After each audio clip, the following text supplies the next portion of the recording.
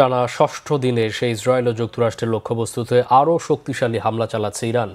এতে কাতার, Bahrain, Iraq, Dubai ও Saudi আরব সহ গোটা মধ্যপ্রাচ্য অগ্নিগর্ভ ও অচল হয়ে পড়েছে। পারস্য উপসাগরে মার্কিন তেলবাহী জাহাজ উড়িয়ে দিয়েছে ইসলামিক বিপ্লবী গার্ড। কয়েক দফায় হামলার মুখোমুখি হওয়ার পর বাসিন্দাদের জন্য জরুরি অবস্থা ঘোষণা করেছে কাতার। ইরান ও লেবানন লক্ষ্য করে হামলা বাড়িয়েছে ইসরায়েল ও যুক্তরাষ্ট্র। দুই দেশে নিহত ছাড়িয়েছে 1100।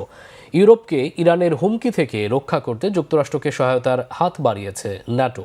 এদিকে ইরান যুদ্ধে মধ্যপ্রাচ্যের দেশগুলোকে যুদ্ধে ঠেলে দিচ্ছে যুক্তরাষ্ট্র ও ইসরায়েল, অভিযোগ রাশিয়ার।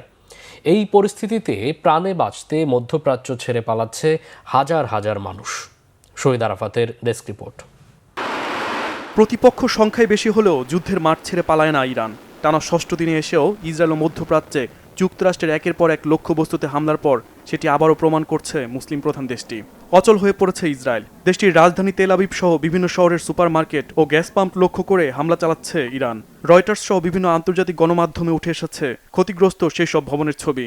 সাইরেনের শব্দে আটকে ওঠা বাসিন্দারা বাসায় অবস্থান করতে পারছে না। ইরানের মিসাইল হামলার প্রধান লক্ষ্যবস্তু হয়ে উঠছে মধ্যপ্রাচ্যে যুক্তরাষ্ট্রের ঘাঁটিগুলো। পারস্য উপসাগরে মার্কিন তেলবাহী জাহাজ লক্ষ্য করে হামলা চালিয়েছে ইরান।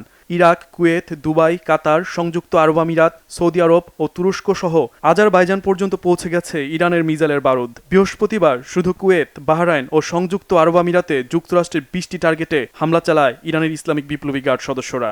মিসাইল হামলা হয় কাতারের রাজধানী দোহায়। এরই মধ্যে বন্ধ করে দেওয়া হয়েছে বিভিন্ন দেশের শিক্ষা প্রতিষ্ঠান। কুয়েত, বাহরাইন সহ কয়েকটি দেশ মিসাইল প্রতিহত করার দাবি তুলেছে। তুরস্ক ও আজারবাইজানে হামলার বিষয়টি নাকচ করেছে ইরান। ইসরায়েল ও তার ঘনিষ্ঠ মিত্র যুক্তরাষ্ট্র বৃহস্পতিবার কয়েক দফায় ইরানের রাজধানী সহ আশেপাশের শহরগুলোতে হামলা চালায়। এ পর্যন্ত 1200-র বেশি টার্গেটে হামলা চালিয়েছে ইসরায়েল ও যুক্তরাষ্ট্র। হামলা অব্যাহত আছে লেবাননেও। দেশ দুটিতে নিহত ছাড়িয়েছে 1100। ঘরছাড়া হয়েছে লাখো বাসিন্দা। শুধু লেবাননে বাস্তুচ্যুত হয়েছে 3 লাখের বেশি মানুষ। নতুন করে লেবাননে স্থল অভিযান শুরু করেছে ইসরায়েল।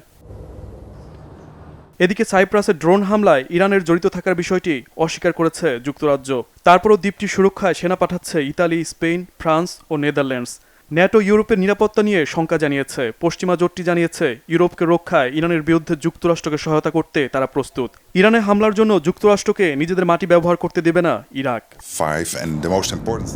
এই পরিস্থিতিতে মধ্যপ্রাচ্য ছাড়ছে বিভিন্ন দেশের নাগরিক।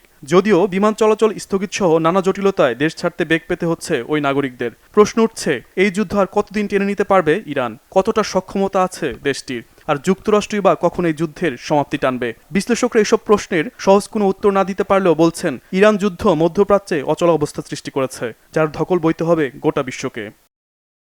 শহীদ Arafat, Bangla vision, news desk.